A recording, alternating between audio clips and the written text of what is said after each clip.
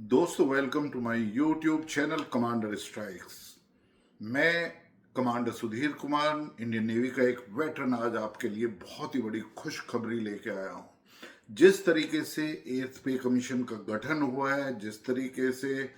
जो है government of India या एट्थ पे कमीशन के लोग डिफरेंट स्टेक होल्डर्स से रिप्रेजेंटेशन ले रहे हैं, डिस्कशन कर रहे हैं, सभी जो एम्प्लॉयज़ की एसोसिएशन है। अभी एक सबसे बड़ी खुशखबरी की बात यह है कि सेंट्रल गवर्नमेंट ने डीए की किस्त जो ड्यू थी एक तरीके से 1 जनवरी 2026 से जो बढ़ने वाली थी, उसमें थोड़ा वक्त लगा कि उसको नॉर्मली जनवरी में ही, जनवरी के एंड या फरवरी में उसको अनाउंस किया जाता है और मार्च 31 मार्च तक उसको पे भी किया जाता है। लेकिन इस बार फिर ये थोड़ी सी उसमें देर हुई, क्योंकि आप सभी को पता है कि जियो पॉलिटिक्स में किस तरीके के चेंजेस हैं। स्ट्रेट ऑफ हॉर्मुज बंद है, हमारे तेल और गैस को मिलने के लिए भारतवर्ष को किस तरीके से कूटनीति का एक तरीके से पूरा प्रयोग करना पड़ रहा है और लीडरशिप ने किस तरीके से यहाँ पे मैनेज किया हुआ है कि हमारे तेल के दाम, डीजल पेट्रोल के दाम नहीं बढ़े हैं और इसी तरीके से एलपीजी के दाम भी नहीं बढ़े हैं। तो इन सब चीज़ों को देखते हुए एक थोड़ी सी ये, लेकिन डीए जो है वो 2% जो है ना गवर्नमेंट ने अनाउंस कर दिया है और उसकी जो खेप है वो 1 जनवरी 2026 से ही आपको मिलेगी। और इस डीए को साथ जो है वो 58% पहले ही था, तो आपका डीए पहुंच जाएगा 60% ऑफ योर बेसिक पे। तो ये एक खुशखबरी है। और दूसरी तरफ ये है कि जिस तरीके से जो एट्थ पे कमीशन के पदाधिकारी हैं,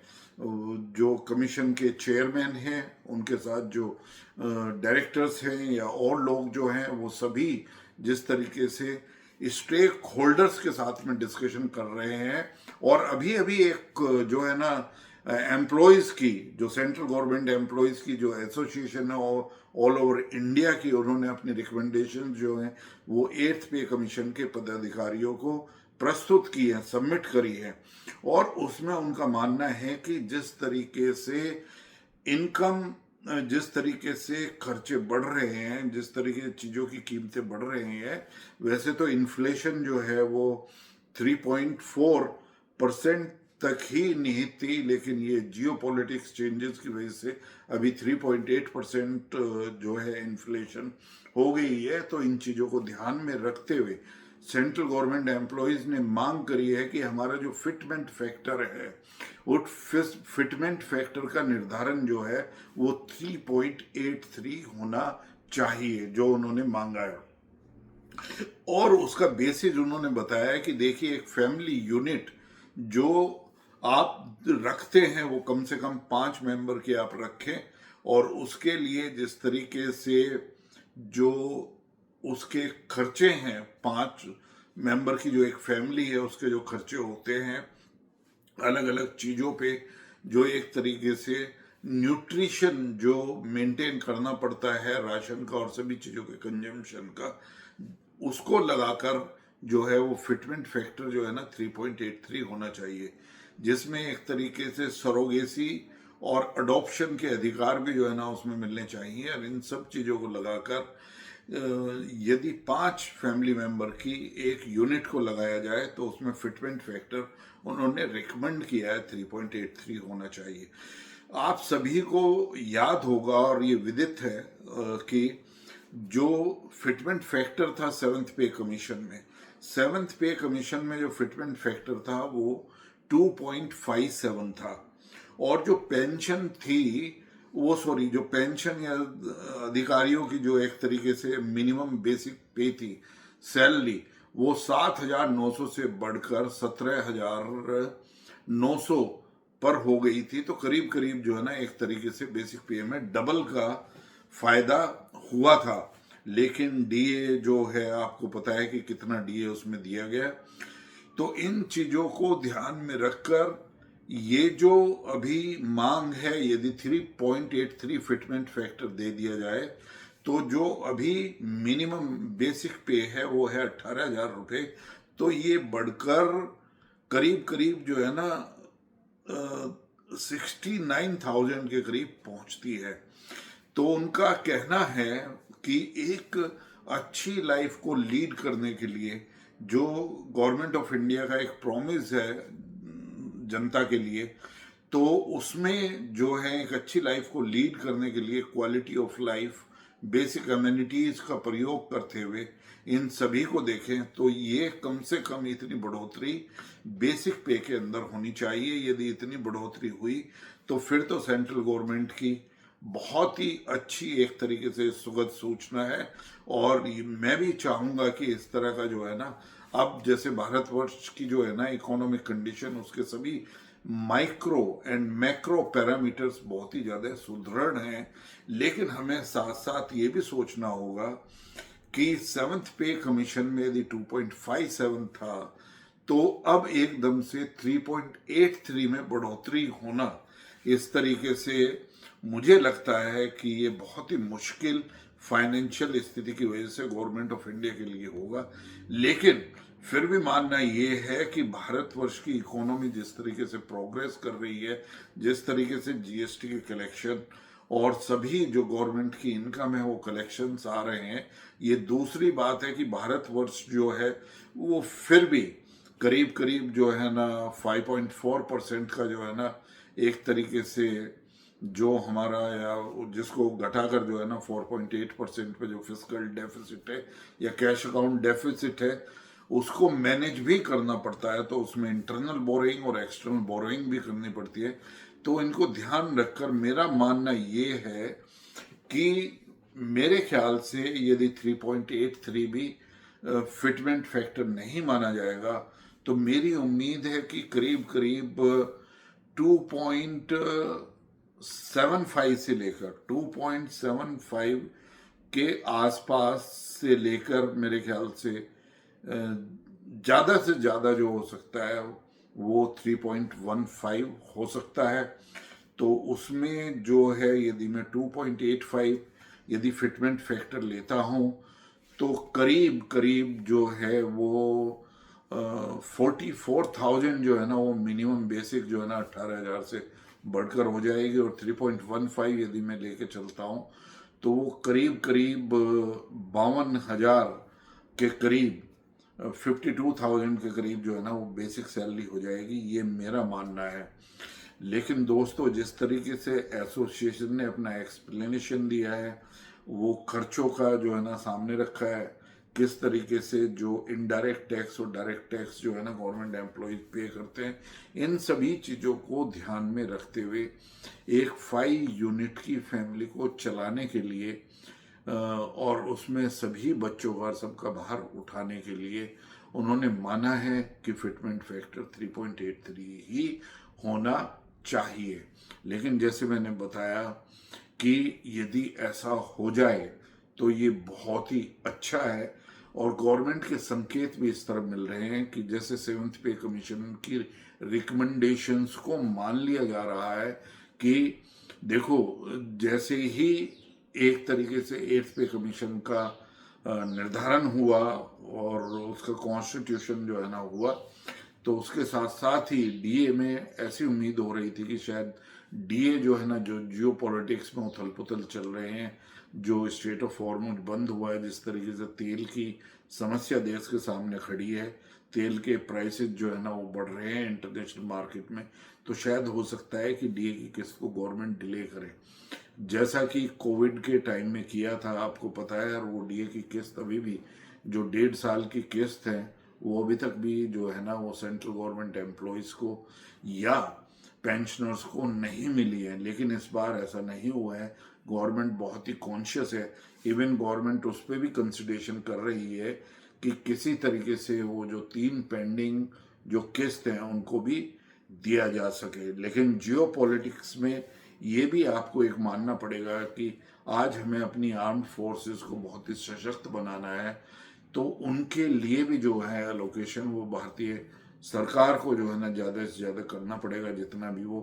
प्रावधान कर सकते हैं। क्योंकि अब हमारी लड़ाई सिर्फ एक पाकिस्तान के खिलाफ ही नहीं, हमारा पोटेंशियल एनिमी जो है ना चाइना है। तो हमें दो फ्रंट तो ये हैं, और तीसरा फ्रंट जो है ना वो बांग्लादेश में भी तैयार हो गया है, और आधा फ्रंट जो है ना हमारा वो इंटरनल है जिसको संभालने के लिए। तो एक 3.5 फ्रंट को टेक केयर करने के लिए जो डिफेंस फोर्सेस के लिए फाइनेंसिस की जरूरत पड़ती है, तो उन फाइनेंसिस को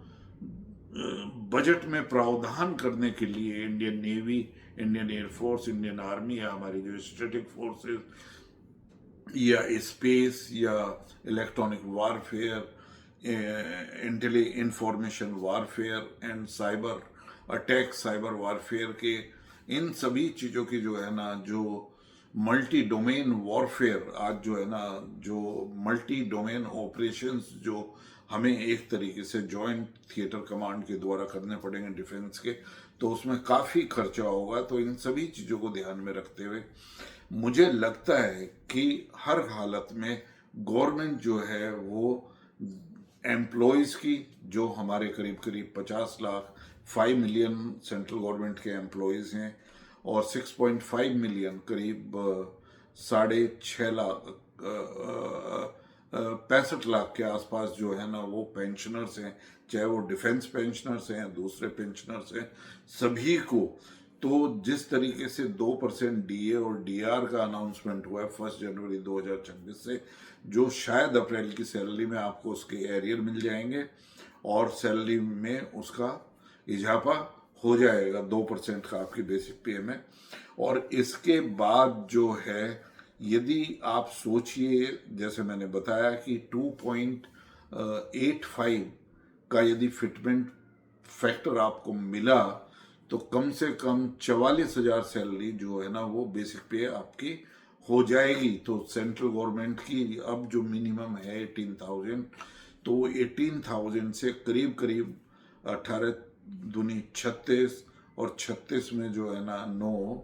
जोड़ के यदि आप लगाएं तो 44 के आसपास 44,000, जो काफ़ी सिग्निफिकेंट है। लेकिन यदि जो सेंट्रल गवर्नमेंट एम्प्लॉयज़ ने जो गवर्नमेंट ऑफ इंडिया को अपनी रिकमेंडेशंस दी हैं, सुझाव दिए हैं, और उसमें जो उन्होंने एक्सप्लेनेशन दिया है, यदि गवर्नमेंट जो है ना उन सभी का ध्यान में रखकर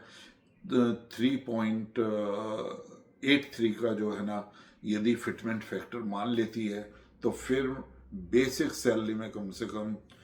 थोड़ा सा 4 गुना से थोड़ा कम, करीब 69,000 रुपीज़ पर मंथ की जो है ना वो बेसिक सैलरी बनती है। और उसके बाद में उन्होंने माना है कि हर साल जो है वो उसी तरीके से जो है ना 25% का मान के डीए को वो उसमें होना चाहिए, और कम से कम जो है ना वो 6% का इंक्रीमेंट जो है ना हर साल होना चाहिए डीए में, ये मांग है। इतने जो है ना वो 9th पे कमीशन जब 10 साल के बाद में आएगा। तो इन सभी को दोस्तों ध्यान में रखते हुए एक तरीके से मेरे ख्याल से जो भी बढ़ोतरी आएगी, और जिस तरीके से गवर्नमेंट जो है ना वो अपने एम्प्लॉयज़ और पेंशनर्स के लिए सजग है, और जैसे देश भी जो है ना वो एक अच्छी प्रगति कर रहा है, तो उन सभी को ध्यान में रखते हुए मेरा मानना यह है कि 8th पे कमीशन सभी के लिए खुशखबरी लेके आएगा। तो आप निश्चित रहिए, आप बिल्कुल एक तरीके से अपनी लाइफ को अच्छी तरह लीड करिए, कंट्रीब्यूट करिए देश के लिए। नेशन फर्स्ट का जो मोटो है वो अपने सामने रखिए, और आप सोचिए कि हम देश के लिए क्या कर सकते हैं। साथ के साथ ये भी जरूरी है कि डेफिनेटली देश भी आपके लिए डेफिनेटली करेगा। जिस तरीके से डिफेंस के लिए भी है OROP 1 रैंक 1 पेंशन हुआ, सेंट्रल गवर्नमेंट की पेंशनर्स को भी जो है ना किस तरीके से सभी चीज़ों को बढ़ाया गया, और सभी पर्क्स और सुविधाओं को लेके जिस तरीके से पेंशन का निर्धारण किया गया है, जिस तरीके से जो है वो 12,500 करोड़ जो है ना वो ECHS के लिए दिए हैं, इसी तरीके से जो central government health scheme, guaranteed health schemes है, उसके तहत जो है ना गवर्नमेंट ने दिए हैं और फैसिलिटीज़ को बढ़ाया है। तो इन सभी चीज़ों को ध्यान में रखते हुए मेरा ये मानना है कि कम से कम 2.85 फिटमेंट फैक्टर 2.85, और उसके द्वारा कम से कम सैलरी जो बेसिक पे है वो न्यूनतम बेसिक पे 18,000 से बढ़कर वो 44,000 हो जाएगी। ये लेकिन ये मेरा अपना मानना है, ये मेरी अपनी एनालिसिस है, लेकिन यदि इतना हो गया तो भी सेंट्रल गवर्नमेंट के एम्प्लॉयज़ को मेरे ख्याल से ये काफ़ी अच्छा एक जो है वो पैकेज आएगा 8th पे कमीशन से। और लेकिन यदि सेंट्रल गवर्नमेंट एम्प्लॉयज़ के रिकमेंडेशंस के अकॉर्डिंग आया तो फिर तो सेंट्रल गवर्नमेंट की और पेंशनर्स की डेफिनेटली बल्ले बल्ले हो जाएगी। लेकिन दोस्तों, आप निश्चित रहिए कि गवर्नमेंट ऑफ इंडिया वो आपके लिए जितना वाजिब है, जितना कर सकती है, वो डेफिनेटली करेगी, ये मुझे पूर्णतः विश्वास है।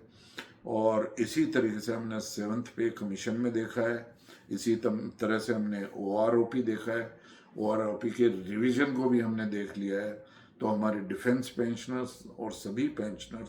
जो सभी मेरे भाई जो हैं वो करीब करीब जो 65 लाख इस पॉडकास्ट को सुन रहे हैं, तो बिल्कुल निश्चित होकर अपनी एक प्रोडक्टिव लाइफ को लीड करें। और आप जहाँ कहीं भी अभी अब अपनी दूसरी जो है ना रिटायरमेंट के बाद में भी यदि नौकरी कर रहे हैं तो उसमें पूरा प्रोडक्टिव तरीके से आप बिल्कुल भी 8th पे कमीशन की तरफ को सोचना छोड़ दीजिए, क्योंकि 8th पे कमीशन डेफिनेटली ही आपके लिए जो है ना एक बहुत बड़ी खुशखबरी लेके आएगा। तो इसी के साथ यदि ये मेरा वीडियो आपको पसंद आया है तो इसको लाइक करिए, सभी लोगों को सर्कुलेट करें, जितने भी मेरे एक्स सर्विसमैन हैं या हमारे पेंशनर्स भाई हैं या हमारे सेंट्रल गवर्नमेंट के एम्प्लॉय हैं, सभी को मेरा बहुत बहुत जो है ना उनको सभी को शुभकामनाएं। और यदि ये वीडियो पसंद आया तो इसको लाइक करिए, मेरे चैनल कमांडर स्ट्राइक्स को आप सब्सक्राइब करें और ज़्यादा से ज़्यादा अपने साथियों को इसमें सब्सक्राइब कराएं। मैं अपने सभी पेंशनर्स की, अपने सभी सेंट्रल गवर्नमेंट एम्प्लॉयज़ की, सभी एक्स सर्विसमैन की जितनी भी सुविधाओं की बात है और जितनी भी गवर्नमेंट ऑफ इंडिया की स्कीम्स हैं, उनके वेलफेयर से रिलेटेड जितने भी मुद्दे हैं, उनको इसी तरीके से उठाता रहूँगा और आपके सामने लाता रहूँगा।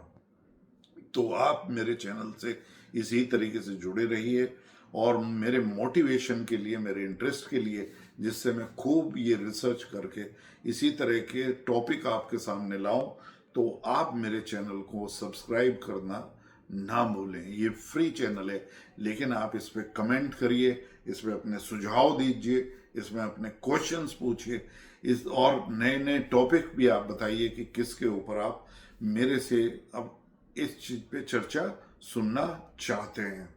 तो अगले पॉडकास्ट तक, टिल नेक्स्ट, जय हिंद, वंदे मातरम।